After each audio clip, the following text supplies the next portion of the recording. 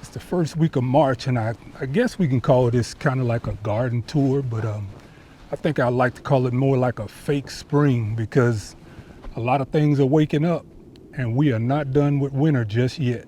Now I'm over here next to one of my garlic beds, and as you can see, they are waking up pretty good, and it's time to hit them with that nitrogen, which gives them that boost of energy that they're going to need going into the summer so we can get a nice size on those bulbs. Some of the things that you want to look for in your garlic in this fake spring, you see how the center of that is?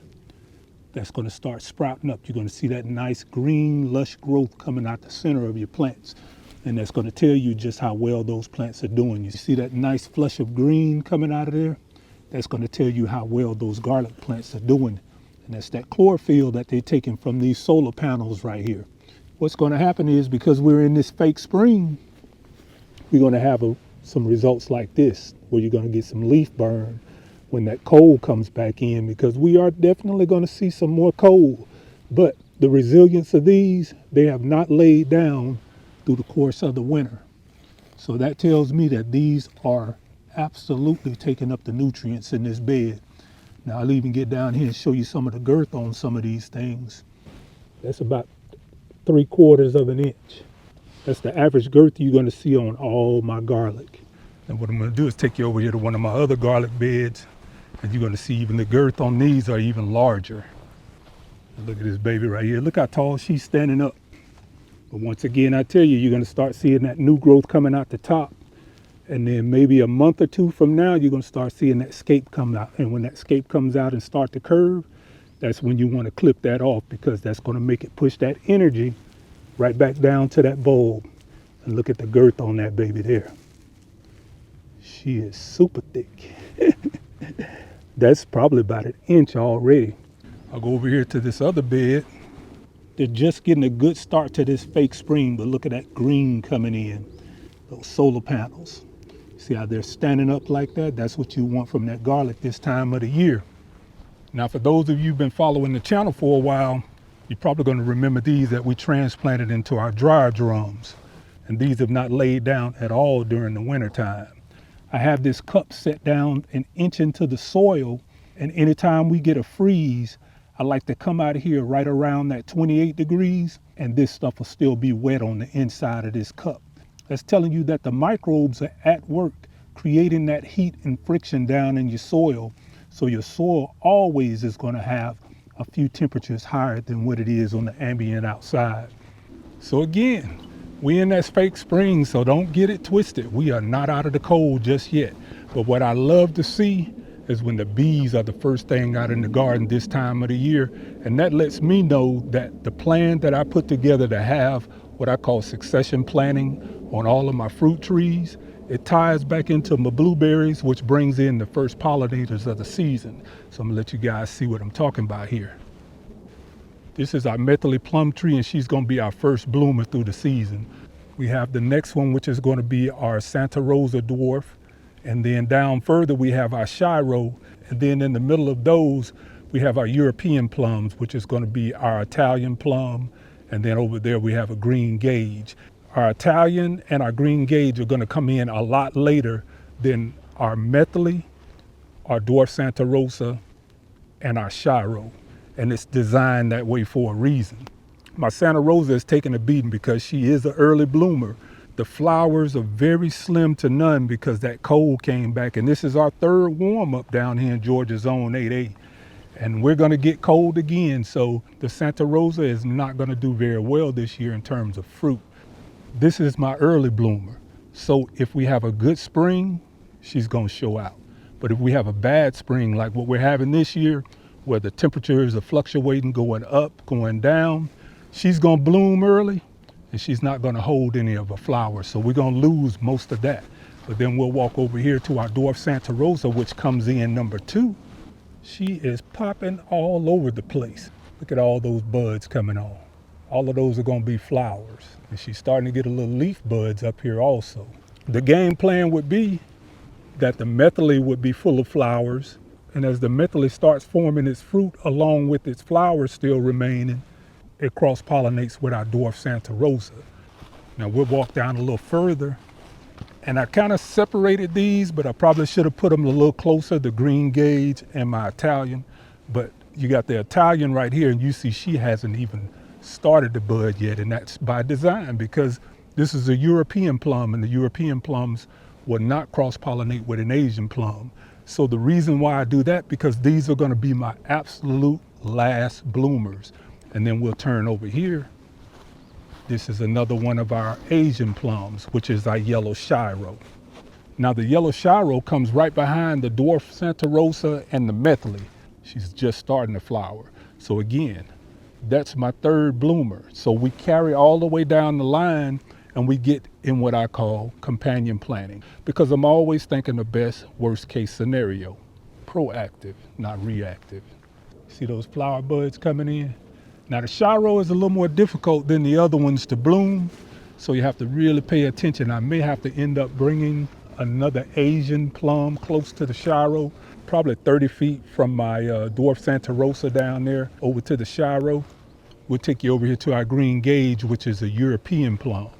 And you'll see the same thing on her as in the Italian. She's gonna wake up a lot later in the season.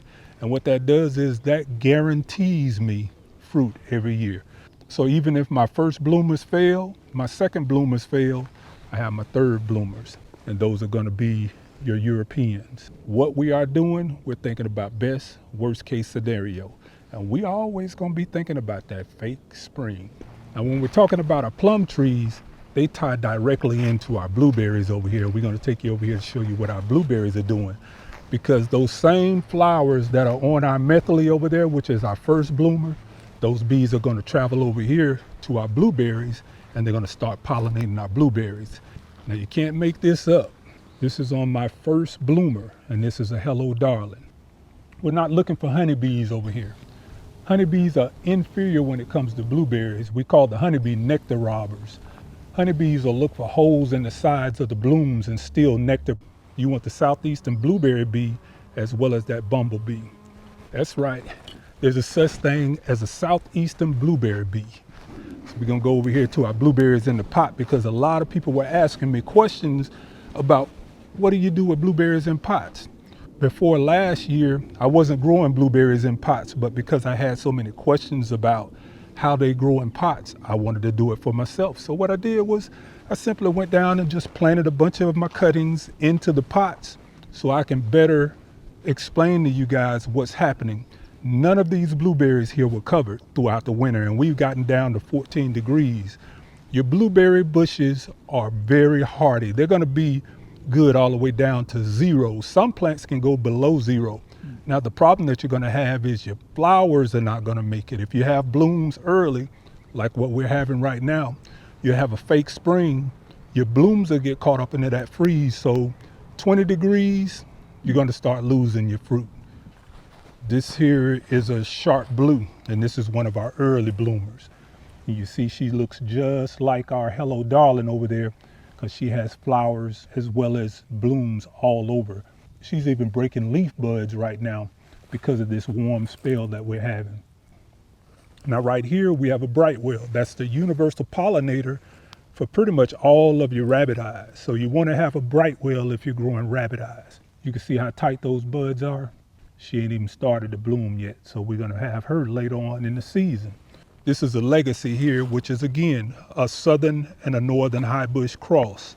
She's just starting to put on her buds. She's a safe bet when you start talking about grow zones 4 all the way to 9, I would say you can play with that. Biloxi is actually one of the most heat tolerant blueberry bushes you can have with the chill hour, probably somewhere around 150.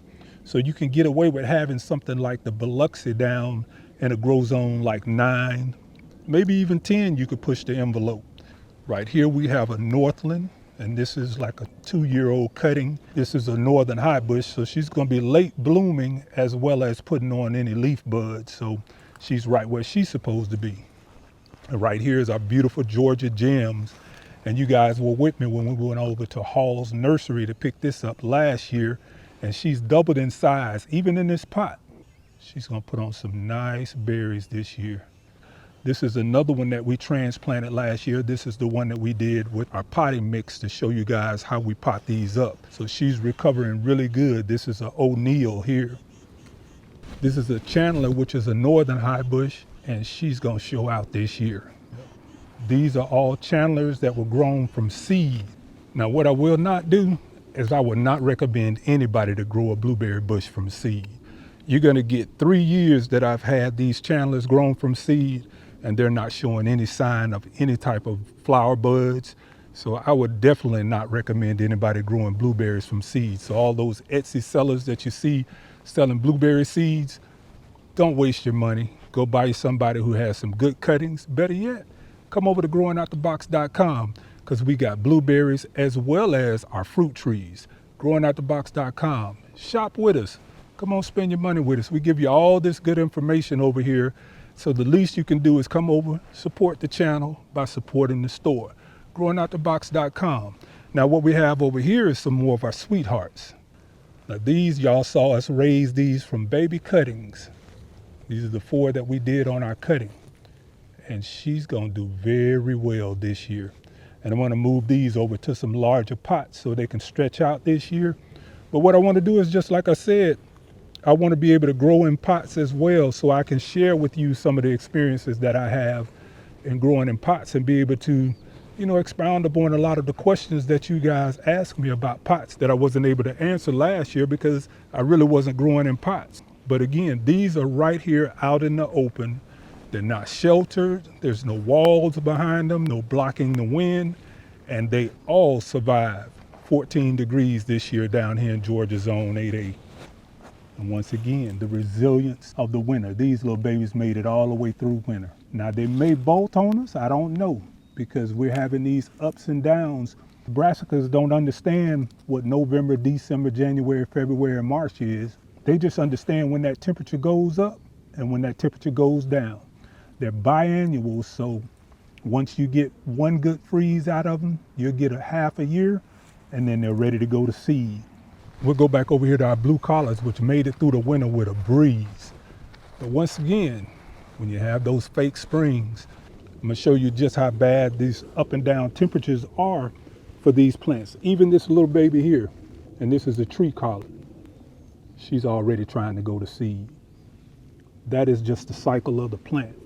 So I don't know if any of these are gonna make it this year, but we're gonna get us some seeds off of the one that I know is a guaranteed, and that's this one right here. This bush here is actually 2 years old, and she's pushing out some more seeds. Fake spring. Even something as small as this one down here, it'll go to seed. Again, it does not know the time of the year it is. It just knows it got warm, cooled off, it got warm again. That means it's time to produce. And that's the sole purpose of these plants. They are not to provide food for us. The sole purpose is to reproduce, and that is to make seeds. And you'll see all down here at the bottom, that's what I allow them to do. I let them drop their seeds, and I don't ever have to plant in this bed again. I just let the seeds drop and do what they're supposed to do. You see our tree collard here didn't make it.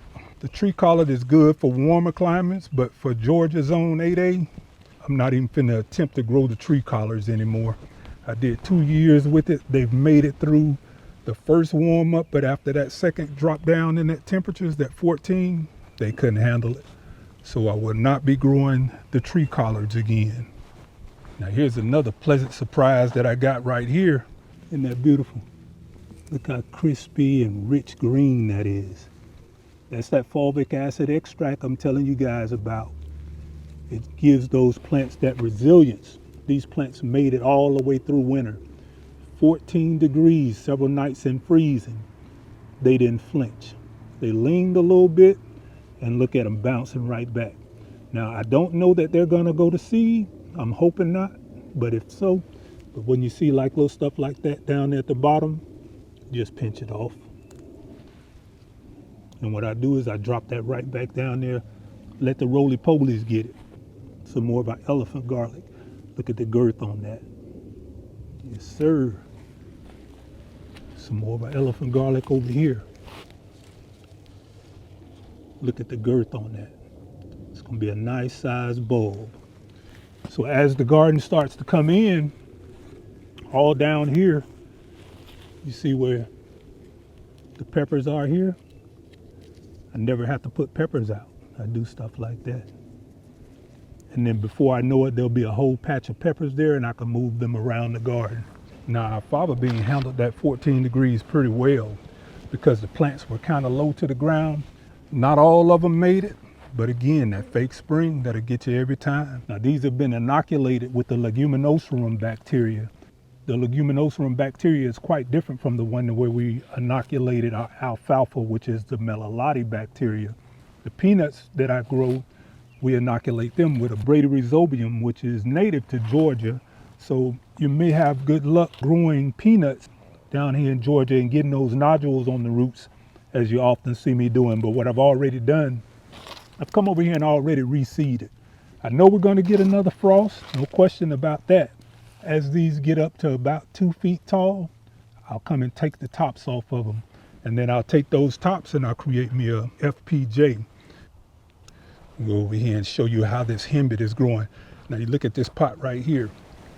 That tells me that the pH in this pot is probably anywhere from like I said, maybe a 6.4 to 6.7. Very good in phosphorus, potassium, because these are the things that henbit is going to tell you.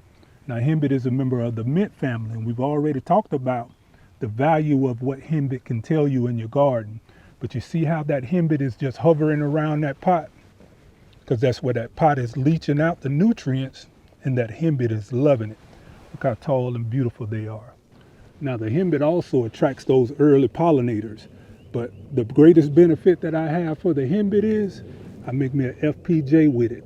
You could take this, dice it up really well, take 50% brown sugar, equal parts by weight, mix that henbit into a jar, put a breathable cap on that, leave it for about 14 days. You're gonna have this rich, dark, nutrient-dense liquid that's left over. You add 1 tablespoon of that FPJ to a gallon of water, and you got the perfect jump starter for those brassicas and those early spring crops. Now, if you want to avoid the pains of a fake spring, this is the way you do it. Just take you a little 2 or 3 gallon pot, sprinkle you some seeds in it, and as those seeds start to come up, you can move them in and out whenever that temperature starts to drop.